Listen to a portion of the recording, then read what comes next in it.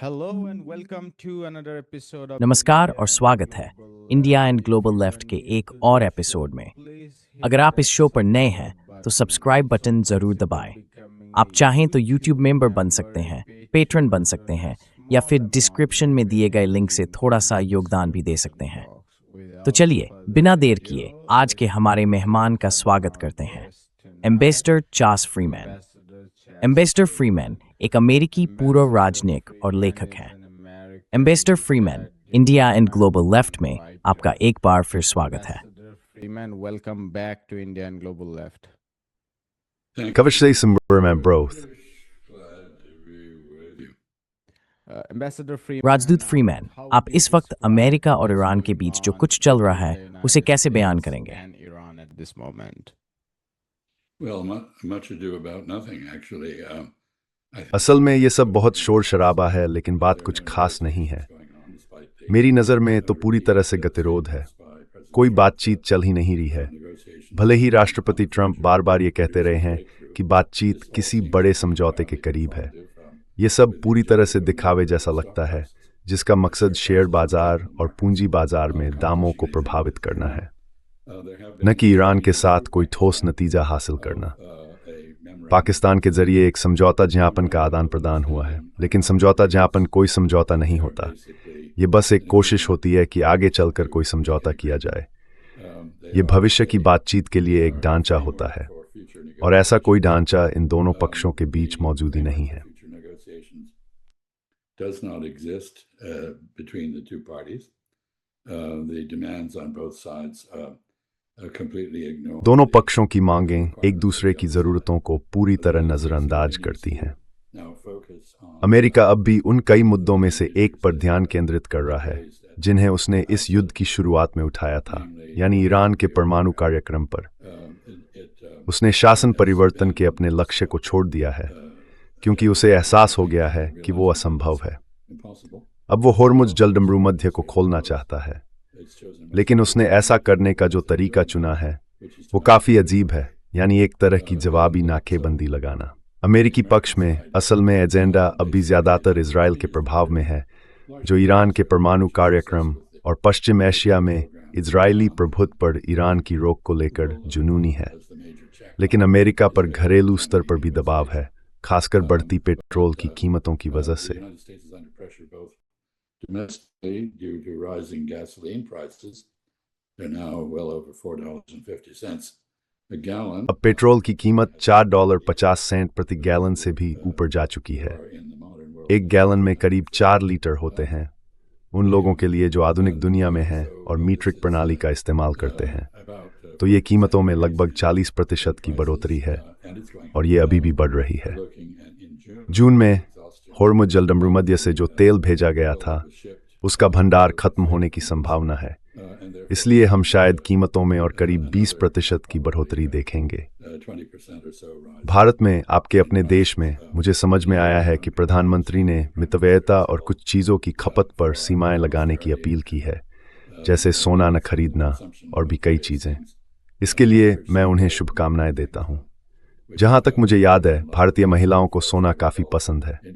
En excess for Embarkifo Ford. It has been a major trading item for centuries.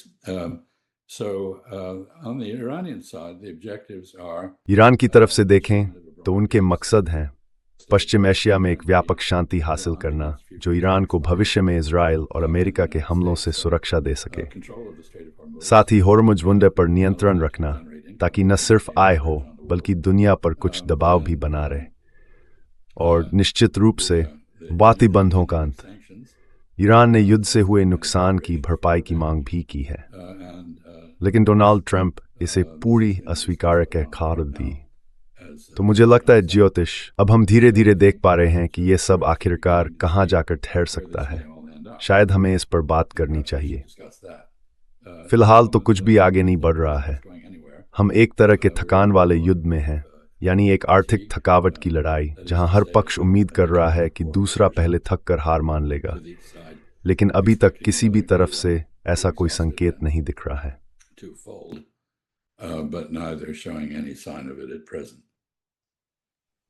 What do you make of arguments that आप इस तर्क को Trump is कैसे देखते हैं desperate कि to ट्रंप end इस this युद्ध war को खत्म given करने के लिए बेताब है, that the military खासकर जब सैन्य हताहतों की संख्या बढ़ रही है, नुकसान हो रहे हैं और देश के भीतर इसकी लोकप्रियता घट रही है। साथ ही इसका आर्थिक असर भी दिख रहा है, जैसे अमेरिका में पेट्रोल की कीमतें बढ़ना और महंगाई का मुद्दा मैप, जो अगले 6 महीनों में होने वाले मिड टर्म चुनावों के लिए बहुत अहम है। तो आप इस दलील को कैसे देखते हैं कि ट्रंप प्रशासन इस युद्ध को खत्म करने के लिए बेताबी से कोशिश कर रहा है? argument that the Trump administration is desperate to end this war? Well, I think it is desperate to end the war. मुझे लगता है कि युद्ध को खत्म करने की कोशिश अब बेताबी में बदल गई है और इसमें घबराहट के कई संकेत दिख रहे हैं, जैसे कि लगातार बदलती मांगें। एक घंटे से दूसरे घंटे तक ये चले कि प्रशासन असल में क्या प्रस्ताव रख रहा है। ट्रंप प्रशासन के पास अब लगभग कोई विकल्प नहीं बचा है, लेकिन मुझे नहीं लगता कि उस पर जो दबाव है वो हताहतों की वजह से है, क्योंकि उन्हें काफी हद तक छिपा लिया गया है। मेरा मानना है कि हताहतों की संख्या काफी ज्यादा है, लेकिन हमें यह नहीं पता कि कितनी है, न इजराइल में न ही अमेरिका में। ट्रंप पर इजराइल की तरफ से युद्ध फिर से शुरू करने का दबाव है, लेकिन वो इसका विरोध कर रहे हैं।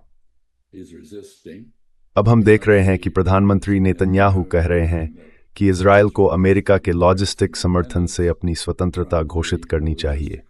30 साल मिलने वाली इस कैरेज खत्म करना चाहिए और अपने दम पर दम होना चाहिए।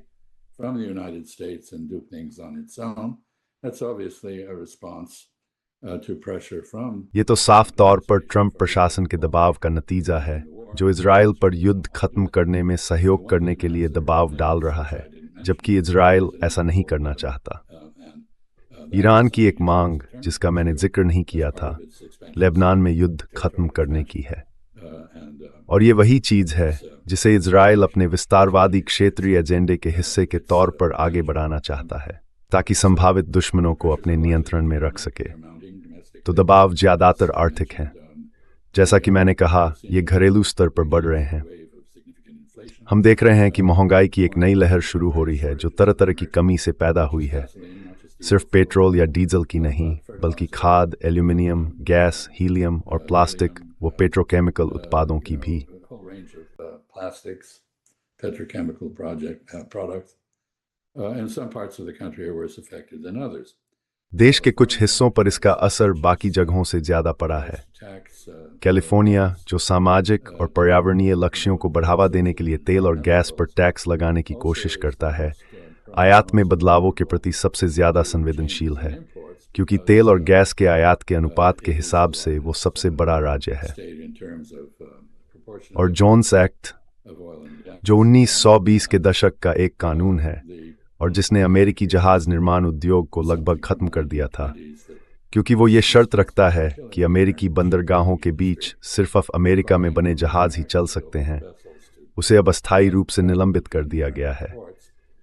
नतीजा ये है कि अब कुछ सुपर टैंकर जो अमेरिका में नहीं बनते बल्कि विदेशों में बने हैं, कैलिफोर्निया को आपूर्ति कर रहे हैं। Supertankers are now supplying California. There's talk in Washington of removing the. Washington में इस बात पर चर्चा हो रही है कि पेट्रोल पर लगने वाला संघीय टैक्स हटा दिया जाए, ताकि लोगों की तकलीफ कुछ कम हो सके। लेकिन तकलीफ तो है ही, और आगे और बढ़ने वाली है। अंतर्राष्ट्रीय स्तर पर भी दबाव बढ़ रहा है। ये बात अब साफ दिख रही है कि खाड़ी के अरब देश, संयुक्त अरब अमीरात को छोड़कर, जो अब भी अपने इजरायली साझेदार के साथ अब्राहम समझौते के तहत सैन्य कार्रवाई फिर से शुरू करने पर अड़े हुए हैं, उनके अलावा बाकी सभी खाड़ी देश ईरान के साथ चुपचाप कूटनीतिक बातचीत में लगे हैं। ये बातचीत एक ऐसे युद्धोत्तर दौर को लेकर है जिसमें अमेरिकी सेनाएं मौजूद नहीं होंगी। इसका सबूत आपको हाल ही में ईरान द्वारा कतर के एक प्राकृतिक गैस जहाज को होर्मुज जलडमरूमदे से गुजरने की अनुमति देने से भी मिलता है। Which was permitted to go through the Strait of Hormuz. Presumably it will hug the coast within the 12 months. संभावना है कि वो पाकिस्तान की ओर जाते हुए 12 मील की सीमा के भीतर तट के साथ साथ ही रहेगा। पाकिस्तान भी ठीक वैसे ही जैसे भारत खाड़ी से निर्यात में आई गिरावट से बुरी तरह प्रभावित है। begin to see where this is all going to end. मुझे लगता है अब हम समझ सकते हैं कि ये सब आखिरकार कहाँ जाकर रुकेगा। United States Navy and the अमेरिकी नौसेना और ईरानियों के बीच जो मुकाबला चल रहा है कि कौन ज्यादा देर तक टिक सकता है, वो अंत में ईरानियों के पक्ष में जाएगा। they वो are वही हैं, take punishment. जमीन पर मौजूद है, They वो नुकसान झेल सकते हैं, they are finding उन्हें ways तकलीफ है, to alleviate लेकिन वो उस तकलीफ को कम करने के तरीके ढूंढ रहे हैं। American ईरान के तट से दूर सुरक्षित दूरी पर रहकर अमेरिकी बेड़े को बनाए रखना और नाकाबंदी जारी रखना अमेरिका के लिए बहुत मुश्किल होगा, क्योंकि ये बहुत लंबी आपूर्ति श्रृंखला के अंत में है और अब स्थानीय बंदरगाहों तक पहुंच भी नहीं रही है। logistical line. Access to local ports is no longer available, and so the अमेरिकी सशस्त्र बलों, नौसेना, मरीन और खुद जहाजों पर जो लगातार दबाव और थकान पड़ रही है, उसका असर अब साफ दिखने लगा है। मेरी नज़र में आखिरकार ये स्थिति पीछे हटने की ओर ले जाएगी, cause a retreat. लेकिन उससे भी आगे, जैसा कि मैंने कहा था, हमें अब साफ दिख रहा है कि ये सब कहाँ जाकर खत्म होगा। It's all going to end. सबसे पहले इसका अंत किसी न किसी तरह की सुलह से होगा, खाड़ी के अरब देशों और ईरान के बीच, और उस सुलह का मतलब होगा खाड़ी से अमेरिकी सैन्य उपस्थिति का हटना। Military presence. अमेरिका ने यह साबित कर दिया है कि वो न तो सक्षम है और न ही इच्छुक खाड़ी के अरब देशों की ईरान से रक्षा करने के लिए। Gulf Arabs against Iran. उनके इलाकों में जो अमेरिकी ठिकाने हैं, वो अब उनके लिए सुरक्षा नहीं बल्कि निशाने बन गए हैं। Defense assets for them, and so that is clearly unfolding. तो ये बात अब साफ तौर पर सामने आ रही है। Remain in control of the दूसरी बात, मेरा मानना है कि ईरान हॉर्मुज़ जलडमरूमध्य पर नियंत्रण बनाए रखेगा। contradicts to ये एक बड़ा बदलाव है, क्योंकि ये पिछले 263 सालों से चली आ रही एंग्लो अमेरिकी समुद्री प्रभुत्व की परंपरा और उसके तहत बने नियमों के खिलाफ है।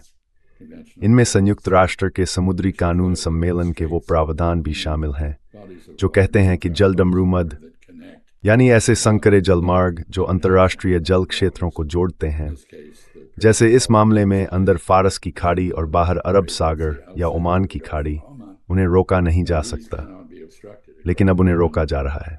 Convention. Now they are obstructed. That rule was established by British sea वो powers नियम सबसे पहले ब्रिटिश नौसैनिक शक्ति ने स्थापित किया था in the 70s. जब 1763 में 7 साल के युद्ध में फ्रांस की हार हुई थी। समुद्री प्रभुत्व की बागडोर फिर दूसरे विश्व युद्ध के दौरान मार्च 1943 में बिस्मार्क सागर की लड़ाई के साथ अमेरिका के हाथों में आ गई, And this is over. लेकिन अब वो दौर खत्म हो चुका है। Uh, अब जमीनी मिसाइलें और तोपखाने, अगर आप चाहें तो कह सकते हैं, like at huge distance. बहुत दूर तक वार कर सकते हैं। History here is इसकी कहानी दिलचस्प है, क्योंकि ये सब शुरू हुआ था 18वीं सदी में, जब तोपों की मारक दूरी करीब 3 मील हुआ करती थी। miles. यानी कोई जहाज अगर किनारे से 3 मील के भीतर आता तो उस पर हमला हो सकता था, Being struck. लेकिन वक्त के साथ वो सीमा बदल गई That और आज हमारे पास ऐसी क्षमता है कि हम जहाज़ों को 2000 किलोमीटर या 1500 मील दूर से निशाना बना सकते हैं, distance is या फिर कम से कम ड्रोन के जरिए 300 मील की दूरी तक हम उड़ सकते हैं। 300 kilometer or 200 mile limit. So we've seen, we're watching the decay, the fall of हम इस युद्ध के दौरान वैश्विक व्यवस्था के एक बुनियादी तत्व के पतन को देख रहे हैं। this war. ये एक और नतीजा है। So that's another. तीसरा नतीजा ये होगा कि ईरान लगातार चल रही पाबंदियों से अपने नागरिकों की तकलीफ के जवाब में उन पर और सख्ती करेगा, Of its citizens. लेकिन ये पाबंदियां अब पहले जैसी असरदार नहीं रहीं। मेरा मानना है कि ये जारी तो रहेंगी, लेकिन दुनिया इनका सम्मान धीरे धीरे कम करती जाएगी Continue. और अमेरिका की एक तरफा पाबंदियां लगाने की ताकत, जो संयुक्त राष्ट्र चार्टर के तहत गैर कानूनी है लेकिन फिर भी आम हो चुकी हैं, वो घटेगी। इसलिए वित्तीय क्षेत्र में अमेरिकी शक्ति, जो पूरी तरह वित्तीय लेन देन के नियंत्रण पर आधारित है, धीरे धीरे कम होती जाएगी। The control of financial transactions will ebb away. But finally, and perhaps most consequentially, लेकिन आखिरकार और शायद सबसे अहम बात यह है कि जिस जंग को अब ईरान के परमाणु कार्यक्रम को खत्म करने के मकसद से जायज ठहराया जा रहा है, as Gal उसी ने उसके परमाणु कार्यक्रम को और मजबूत कर दिया है। Iran is अब लगभग तय है कि ईरान परमाणु हथियार बनाएगा और उन्हें पहले इजराइल तक और आखिरकार अमेरिका तक पहुंचाने की क्षमता भी हासिल करेगा। the United States यानी वो वही रास्ता अपनाएगा जो उत्तर कोरिया ने अपनाया था। in response to the जब उस पर अधिकतम दबाव डाला गया which था। it has been subjected. तो नतीजा ये है कि हमारे पास एक ऐसी दुनिया होगी जहां ईरान पर अब भी पाबंदियां होंगी, वो अब भी होर्मुज की खाड़ी पर नियंत्रण रखेगा, खाड़ी में अमेरिकी सैन्य मौजूदगी खत्म हो जाएगी, इजराइल को झटका तो लगेगा लेकिन वो हारेगा नहीं, और ईरान के पास परमाणु हथियार होंगे। जिन लोगों ने ये जंग शुरू की थी उन्होंने ऐसा नतीजा देखने की उम्मीद नहीं की थी, लेकिन अब हम उसी दिशा में बढ़ रहे हैं। War wanted to see come from it, but it is where we are headed. Among four of the endpoints you just mentioned, I wanted to ask you. आपने जिन 4 संभावित परिणामों का जिक्र किया, उनमें से मैं आपके दूसरे बिंदु पर थोड़ा और पूछना चाहता हूं। उस स्थिति पर जहां ईरान और खाड़ी देशों के बीच किसी तरह का मेल मिलाप शुरू हो सकता है।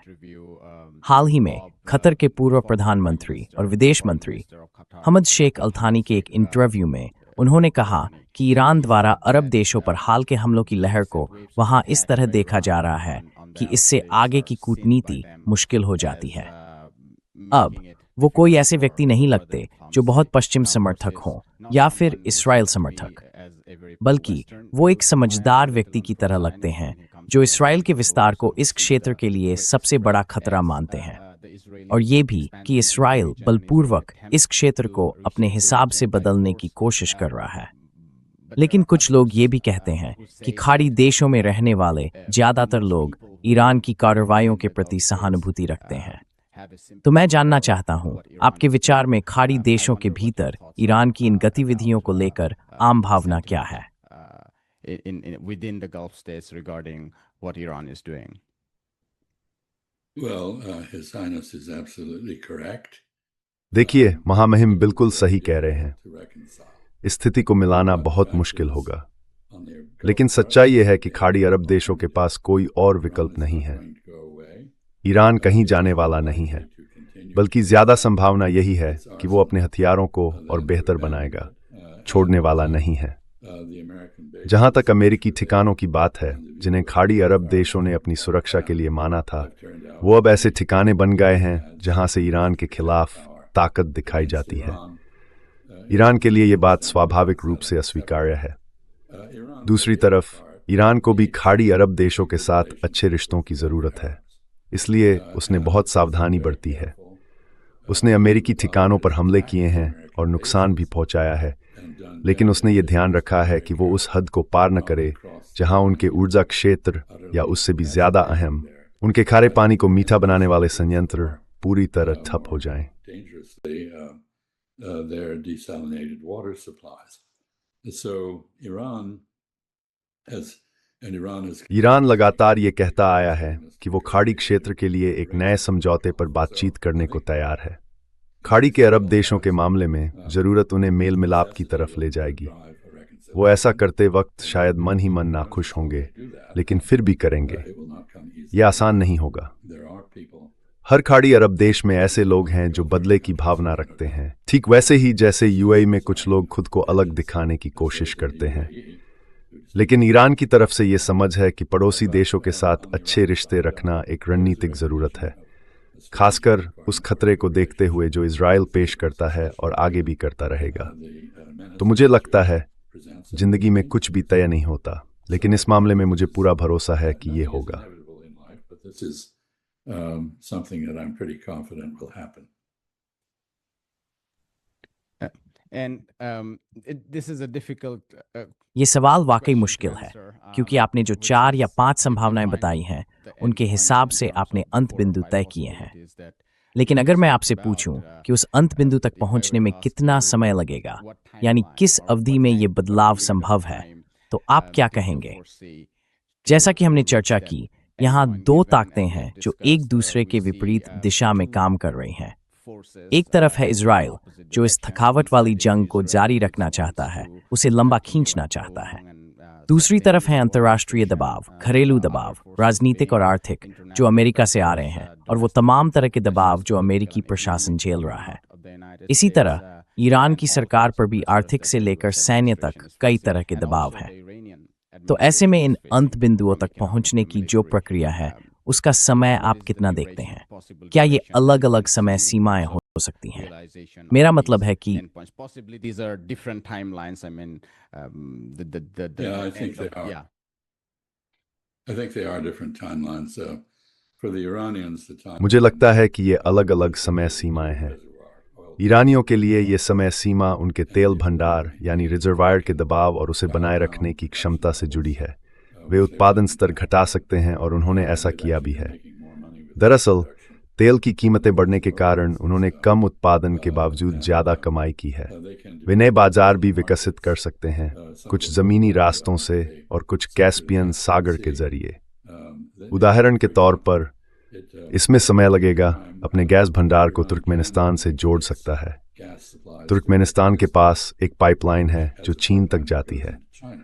इस तरह गैस स्वैप के जरिए ईरान अपने सबसे बड़े बाजार में निर्यात संभव बना सकता है। enable exports to its largest market. And in the Caspian, Russian tankers. Caspian क्षेत्र में रूसी टैंकर ईरान को अपना तेल निर्यात करने में मदद कर सकते हैं। हम ये भी देख रहे हैं कि पाकिस्तान तक सड़क और रेल यातायात का विकास हो रहा है और शायद खैर चीन तक तो रेल कनेक्शन पहले से है। जाहिर है कुछ ईंधन उसी रास्ते से जा रहा है। कुछ विशेषज्ञों के मुताबिक ईरान के तेल भंडार का दबाव करीब 4 महीने में समस्या बन सकता है। हम अभी मई के बीच में हैं, तो इसका मतलब हुआ शायद सितंबर के आसपास। तो वही समय ईरान के लिए मुश्किल वाला दौर हो सकता है। हालांकि कुछ लोग कहते हैं कि ये समय सीमा थोड़ी लंबी भी हो सकती है। दूसरी तरफ अमेरिका के लिए ये समय सीमा गर्मियों में चरम पर होगी। जून में अमेरिका में तेल और गैस की कीमतों में फिर से बड़ी बढ़ोतरी देखने को मिलेगी।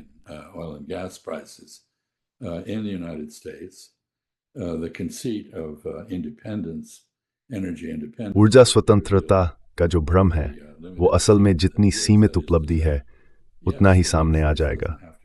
मतलब ये कि हाँ, अमेरिका को अब ज़्यादा तेल और गैस आयात नहीं करनी पड़ती, हम खुद निर्यातक हैं। लेकिन नहीं, हम दाम तय नहीं करते। दाम तो वैश्विक बाजार तय करता है और वही उपभोक्ताओं को प्रभावित करता है, और उपभोक्ता ही तो वोटर हैं। इसलिए गर्मियों के बीच में दबाव बढ़ेगा। आप देखेंगे एक तरफ विरोध प्रदर्शन होंगे और दूसरी तरफ ट्रंप की लोकप्रियता में और गिरावट आएगी। इससे रिपब्लिकन पार्टी के लिए मध्यावधि चुनावों में खतरा बढ़ेगा और इन सब के चलते शायद नीतियों या रुख में कुछ बदलाव देखने को मिले। Change in policy or stance. There is also, as I mentioned, the issue of how long. जैसा कि मैंने पहले कहा था, एक और सवाल ये भी है कि अमेरिकी नौसैनिक बेड़ा ओमान की खाड़ी और अरब सागर में कितने समय तक बनाए रखा जा सकता है। इसका जवाब मुझे नहीं पता, लेकिन ये बहुत महंगा पड़ता है। ऑपरेशंस की रफ्तार के हिसाब से, जहाज़ों और उनके दल पर पड़ने वाले दबाव के हिसाब से, और खुद जहाज़ों के घिसने पिटने के मामले में भी। अब मान लीजिए कि ये समय सीमा भी गर्मियों तक जाती है, शायद जून या जुलाई तक, जब ये बेड़ा अपने आप में घाटे का सौदा बन सकता है। तो उस स्थिति में भी डोनाल्ड ट्रंप पर दबाव रहेगा कि वो किसी तरह जीत का ऐलान करने का रास्ता निकालें ताकि वो इस युद्ध से बाहर निकल सकें। और जैसा कि आपने पूछा था, वो साफ तौर पर यही करना चाहते हैं।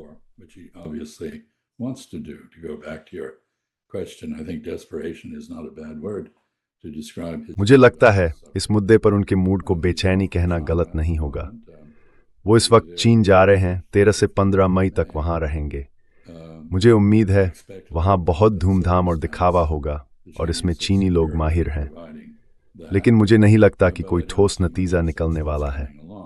ऐसा कोई सबूत नहीं है कि शेरपा लोग इस शिखर बैठक की तैयारी में लगे हों या कि इससे कुछ बहुत महत्वपूर्ण हासिल होगा। तो डोनाल्ड ट्रंप का हां जरूर संतुष्ट होगा, लेकिन अमेरिकी हितों को असल में कोई फायदा नहीं होगा।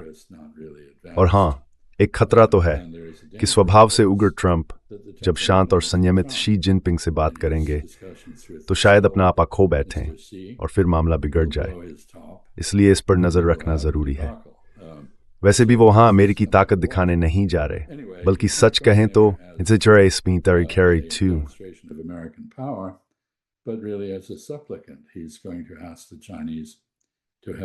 वो चीन से कहने वाले हैं कि वो ईरान पर दबाव डालकर इस युद्ध को खत्म करने में मदद करे।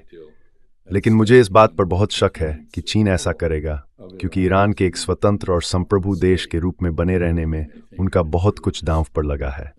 चाहे उन्हें ईरान की धार्मिक व्यवस्था, शासन या विचारधारा पसंद हो या न हो, जो कि ज़्यादा नहीं है, तो मुझे लगता है कि ये सारी चीज़ें अब एक साथ आ रही हैं। और मैं कहूँगा कि ये सब सितंबर से पहले ही होगा, और हम उस दौर में प्रवेश करने जा रहे हैं जिसका मैंने जिक्र किया था, जहां ईरान शायद औपचारिक रूप से परमाणु हथियार की घोषणा न करे, लेकिन उसके पास एक हथियार होने की पूरी संभावना है। 60% संवर्धित यूरेनियम हेक्साफ्लोराइड को 90 या 92% तक संवर्धित यूरेनियम में बदलने में बस कुछ ही हफ्ते लगते हैं, जो परमाणु वारहेड के लिए आदर्श होता है।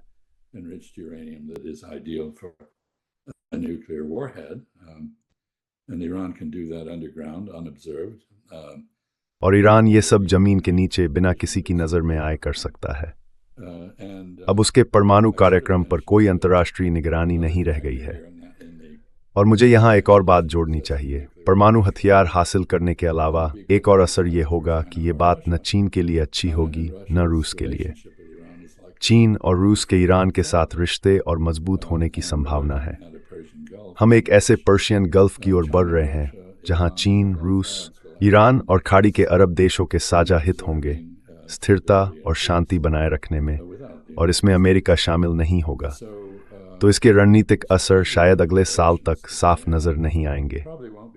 मुझे नहीं लगता कि ये तुरंत दिखेंगे, लेकिन हम एक बार फिर कम तीव्रता वाले संघर्ष की स्थिति में लौटते हुए दिख रहे हैं, जो शायद धीरे धीरे और शांत हो जाएगी।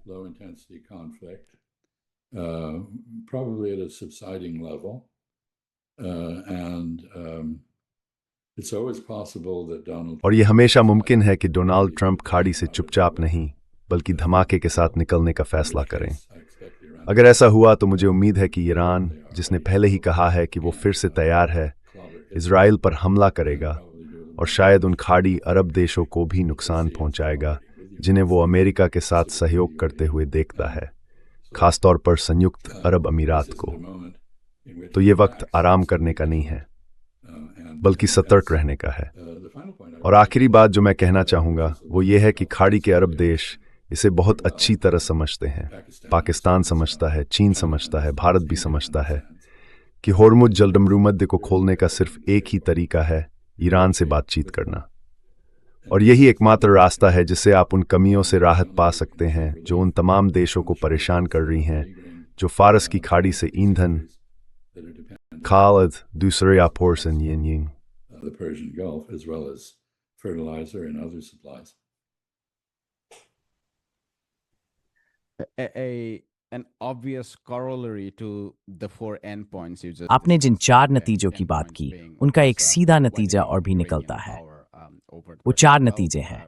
ईरान की ताकत का फारस की खाड़ी में बढ़ना, खाड़ी देशों और ईरान के रिश्तों का नया संतुलन बनना, इस क्षेत्र में अमेरिकी आर्थिक और फिर कुल मिलाकर राजनीतिक प्रभुत्व का घट जाना, और ईरान के परमाणु कार्यक्रम का आगे बढ़कर हथियार स्तर की क्षमता तक पहुंचना। अब अगर ये 4 नतीजे मान लें तो सवाल उठता है, आगे चलकर इजराइल का क्या होगा? Meanwhile, Ms. Temgroward take the very step with the small. What happens to Israel then? I mean, that's an obvious corollary that comes to my mind. Well, a lot depends on the manner in which Donald Trump देखिए, ये इस बात पर निर्भर करता है कि Donald Trump इस युद्ध से खुद को किस तरह अलग करते हैं। अगर उन्हें लगता है कि उन्हें एक और हमला शुरू करना चाहिए, जबकि हथियारों और इंटरसेप्शन सिस्टम की आपूर्ति अब तक बहाल नहीं हुई है, तो फिर इजराइल पर भारी पड़ सकता है। और बहुत से इजरायली अब उस सच्चाई को समझने लगे हैं जिसे सख्त सैन्य सेंसरशिप ने छिपा रखा था, कि उनका देश अब असुरक्षित है। उनके पास ईरान द्वारा विकसित उन्नत हथियारों, यहाँ तक कि ड्रोन के खिलाफ खुद की प्रभावी रक्षा करने का कोई ठोस तरीका नहीं है। इसी वजह से बड़ी संख्या में लोग बाहर जा रहे हैं। इजराइल बिखर रहा है।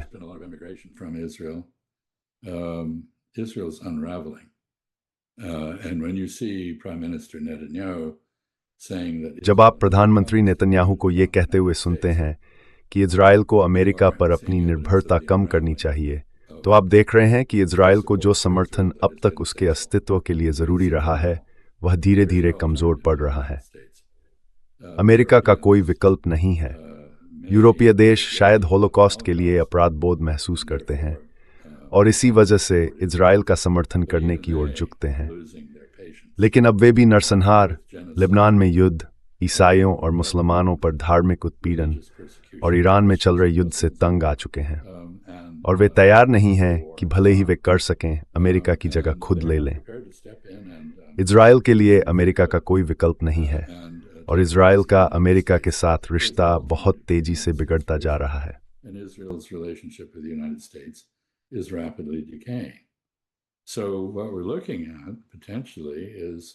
तो जो हम देख रहे हैं वो शायद इतिहास की पुनरावृत्ति है, मध्य युग के दो ईसाई राज्यों की, जो पुनर्जागरण से ठीक पहले 11वीं और 12वीं सदी में फिलिस्तीन में थे।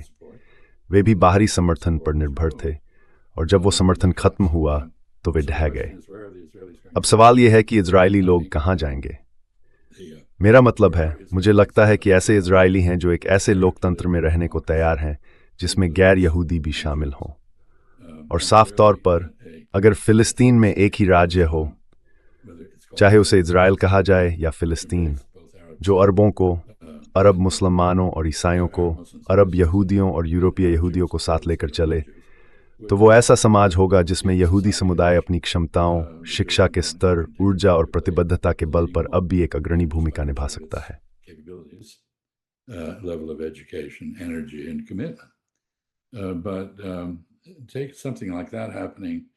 लेकिन ऐसी किसी बात को सच में होते देखना बहुत मुश्किल होगा, क्योंकि इजरायली लोगों ने 7 अक्टूबर और गाजा के उस हमास हमले को, जो एक तरह से उस घेरेबंदी से बाहर निकलने की कोशिश थी, चेतावनी के तौर पर नहीं लिया। उन्होंने इसे इस बात पर दोबारा सोचने का कारण नहीं माना कि क्या सिर्फ सैन्य रणनीति और जातीय सफाई के जरिए यहूदी नियंत्रण को मजबूत करना सही रास्ता है। इसके बजाय उन्होंने इसे बदले की भावना से देखा, और वो भी ऐसे स्तर पर जिसे नरसंहार कहा जा सकता है। और सर्वे बताते हैं कि असली समस्या सिर्फ नेतन्याहू नहीं है, बल्कि पूरा इजरायली समाज है। करीब 80% लोग ईरान के साथ युद्ध का समर्थन कर रहे हैं, चाहे उन्हें इससे कितना भी नुकसान क्यों न हुआ हो या जितनी भी सजा वे खुद झेल रहे हों।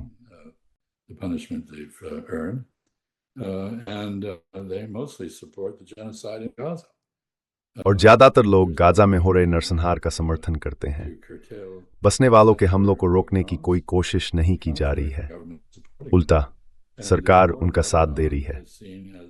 लेबनान में चल रहे युद्ध को इजराइल के लिए अपनी उत्तरी सीमाएं बढ़ाने का एक बड़ा मौका माना जा रहा है। तो ये समाज, अगर क्लिनिकल शब्दों में कहें तो मूल रूप से समाज विरोधी है। और अगर नेतन्याहू सत्ता से भी हट जाएं तो भी कुछ नहीं बदलेगा, इससे कोई समस्या हल नहीं होगी। इजराइल और पश्चिम एशिया के बाकी देशों के बीच शांतिपूर्ण से अस्तित्व की राह में जो बुनियादी रुकावटें हैं वो बनी रहेंगी, और अब ये मतभेद बहुत गहरे और असमझौता योग्य हो चुके हैं।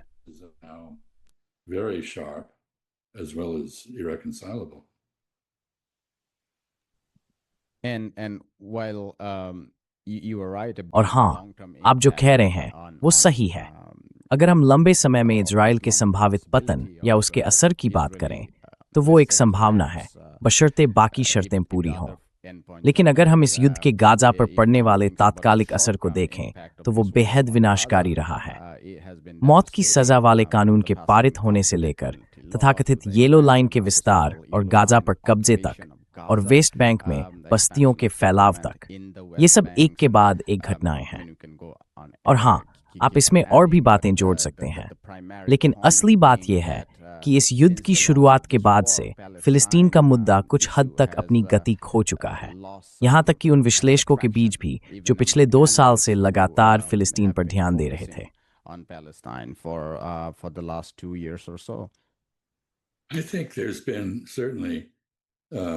मेरा मानना है कि फिलिस्तीन के मुद्दे से ध्यान काफी हद तक भटक गया है, लेकिन हमास ने मूल रूप से अपना मकसद हासिल कर लिया, यानी इस मुद्दे को फिर से वैश्विक एजेंडे पर लाना, जहां से वो लगभग गायब हो गया था।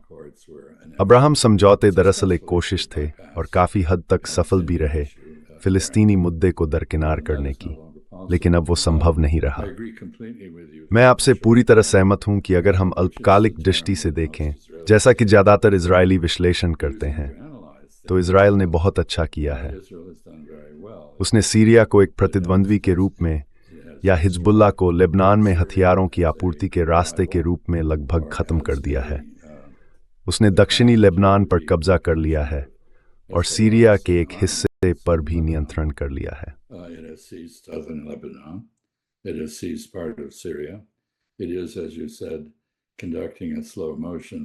जैसा आपने कहा, गाजा में एक धीमी, कम दिखाई देने वाली नरसंहार जैसी प्रक्रिया चल रही है, लेकिन फिर भी वो गाजा पर नियंत्रण कर रहा है। और देखिए, उसने तो डोनाल्ड ट्रंप और उनके साथियों को भी ये समझा लिया कि उन्हें गाजा की उस कब्रगाह पर जहां नरसंहार हुआ है एक लग्जरी रियल एस्टेट प्रोजेक्ट बनाना चाहिए। ये वाकई बहुत भयावह और विचित्र बात है।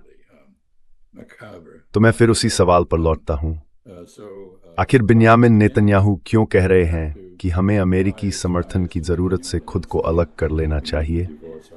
यहाँ कोई समस्या है और उस समस्या की असली प्रकृति छिपाई जा रही है, क्योंकि दोनों पक्षों में से किसी का भी उसे सार्वजनिक करने में हित नहीं है। नेतन्याहू की सत्ता का दावा इस बात पर टिका है कि वो अमेरिका को अपने हिसाब से प्रभावित कर सकते हैं।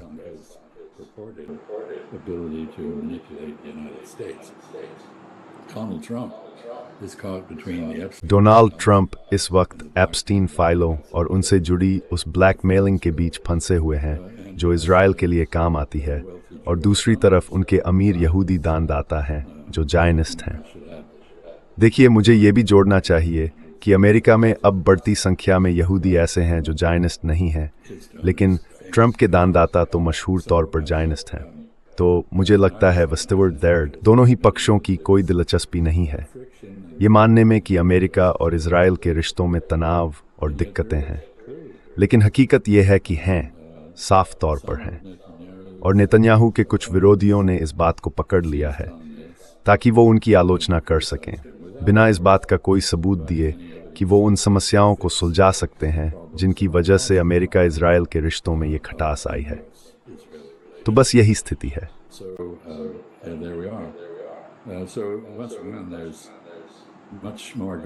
तो एक बार फिर सतह के नीचे बहुत कुछ चल रहा है, सिर्फ खाड़ी देशों और ईरान के बीच ही नहीं, बल्कि अमेरिका और इजराइल के बीच भी, जितना लोग समझते हैं उससे कहीं ज्यादा। इस बीच यूरोपीय देशों ने धीरे धीरे ये बात उठाई है कि फिलिस्तीनी मुद्दा अब लगभग गायब हो गया है। हम काया कैलास को देखते हैं, जो मेरी पसंदीदा प्रवक्ता है, ये कहते हुए कि यूरोपीय संघ की पाबंदियां कितनी सख्त हैं। और फिर सवाल उठता है कि यूरोपीय संघ बस्तियों पर पाबंदी क्यों नहीं लगाता, जबकि वे अंतर्राष्ट्रीय कानून के तहत अवैध हैं। लेकिन जाहिर है, जो व्यवहार सबसे ज्यादा चौंकाने वाला होता है वही मीडिया का ध्यान खींचता है और यूरोपीय संघ के लिए शर्मिंदगी का कारण बनता है। और शायद इसे आप सिद्धांत के बजाय सीधी राजनीतिक गणना के नजरिए से समझ सकते हैं।